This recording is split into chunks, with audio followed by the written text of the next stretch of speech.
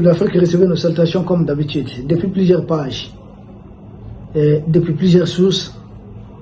Nous saluons les deux conditions posées par les autorités du Niger au peuple frère, ou en tout cas aux autorités en place du Bénin.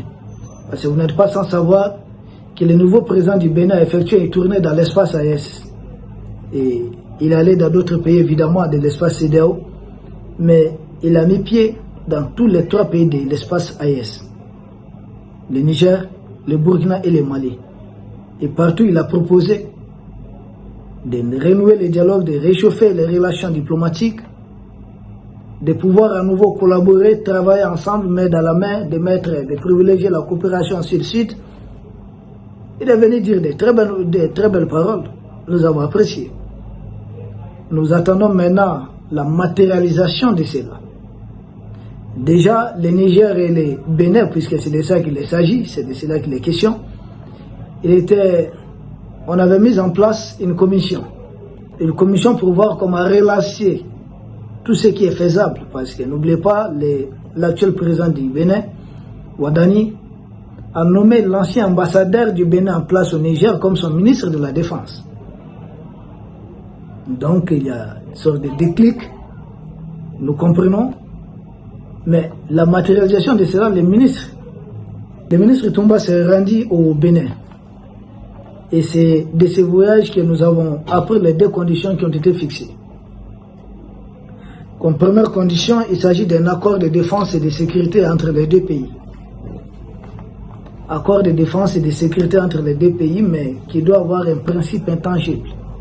Il s'agit de quoi? Les 2 pays doivent noter, doivent certifier, doivent s'engager qu'aucun des 2 pays ne doit permettre que son territoire soit utilisé pour attaquer l'autre. Une sorte de pacte de non-agression.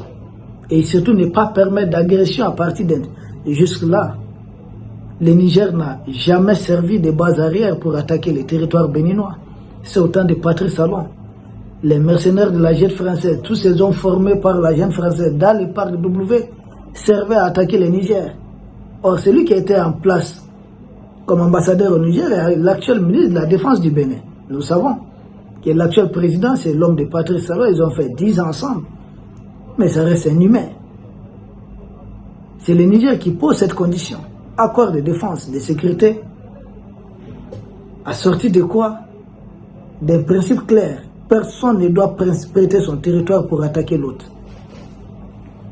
Est-ce la junte française va accepter d'aller dans ce sens? Est-ce l'actuel président du Bénin va s'opposer à la junte française sur sa relation avec le Bénin? On juge les maçons au pied du mur. Ces gars avaient dit que, non, vraiment il va changer les choses, maintenant on veut voir ça. Il s'agit de matérialiser. Et j'ai beaucoup apprécié ce que le Niger a fait. C'est de cela qu'il est question. C'est pas compliqué. Vous pouvez faire quelque chose, allez-y.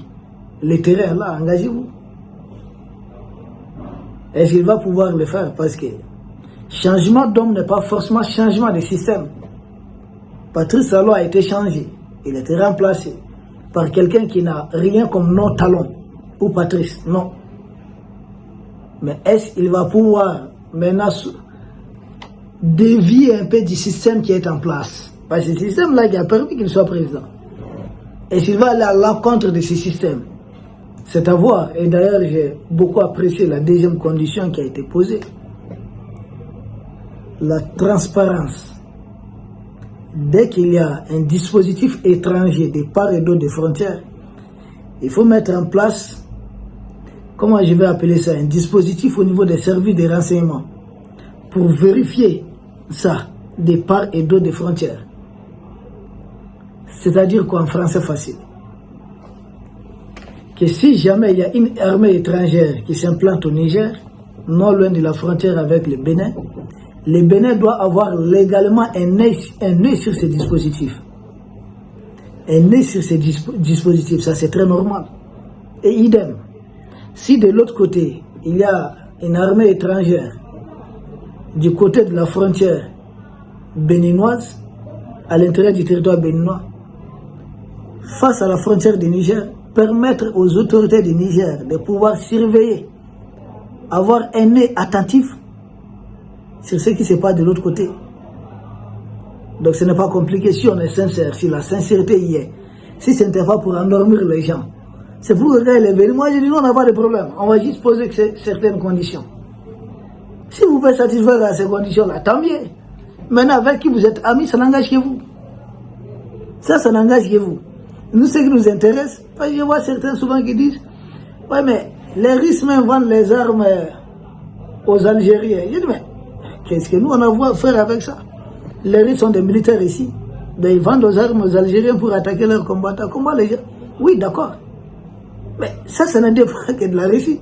Nous, ce qui nous intéresse, peu importe à qui on vend les armes. Que c'est la France qui vous vend ça, la Russie, les États-Unis, ne nous attaquez pas avec ces armes. Nous, c'est tout ce que nous on demande. Nous ne sommes pas là à s'ingérer, à s'interférer. Tel ne doit pas faire commerce ou affaires. Ah oui, méfiez-vous du Maroc, méfiez-vous de tel pays. Écoutez, tous ces pays-là se côtoient. Tous ces pays-là, d'une manière ou d'une autre, se côtoient. Vous allez nous proposer quel pays, je vous dirai avec quel pays ces pays entrés. Comment ces pays en train de fréquenter un pays qui est vraiment hostile au Mali. Les États visent leurs intérêts. Visent leurs intérêts. C'est ce que moi je comprends. Nous avons une ligne de conduite. On ne s'ingère pas dans nos affaires internes. On doit respecter les 3 principes fixés par notre président. Respecter notre souveraineté. Respecter surtout les choix de nos partenaires stratégiques. Et la prise en compte des intérêts du Mali dans tout. Ce qui concerne le Mali, c'est tout ce que nous on demande. Maintenant, tel fait affaire avec tel autre, non.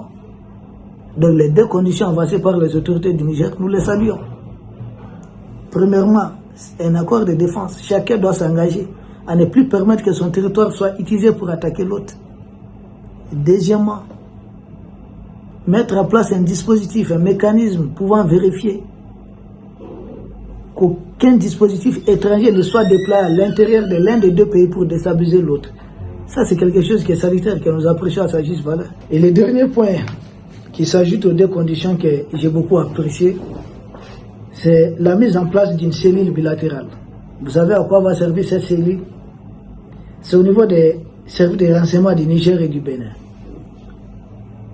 Cette cellule vise à coordonner une lutte contre tout ennemi qui ne connaît pas de frontières entre les 2 pays.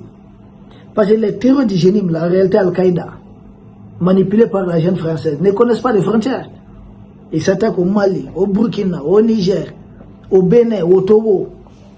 Mais pourquoi nous, nos armées se limitent dans leur action? Donc de part et d'autre, s'il y a un ennemi qui ne connaît pas de frontières qui attaque le Bénin, le Niger est obligé de combattre cet ennemi.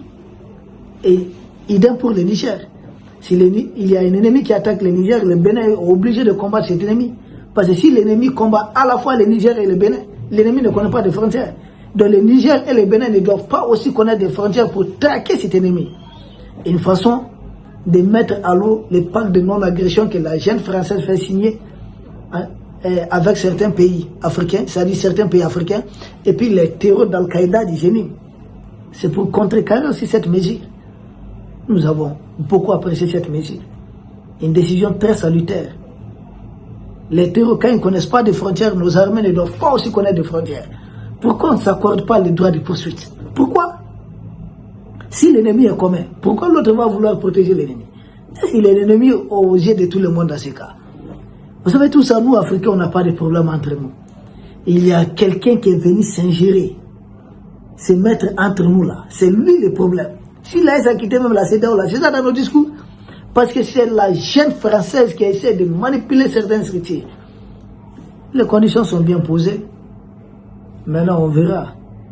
Si on les prend en mode, ah, ça c'est un pas en avant. Si, pour le moment, les autorités du Bénin n'ont pas répondu, si on ne répond pas aussi favorablement, chacun sait au moins c'est faire une part d'opinion là-dessus. Peuple d'Afrique, nous vous remercions. Nous espérons vous retrouver demain pour un autre sujet au sommet de l'actualité. Merci.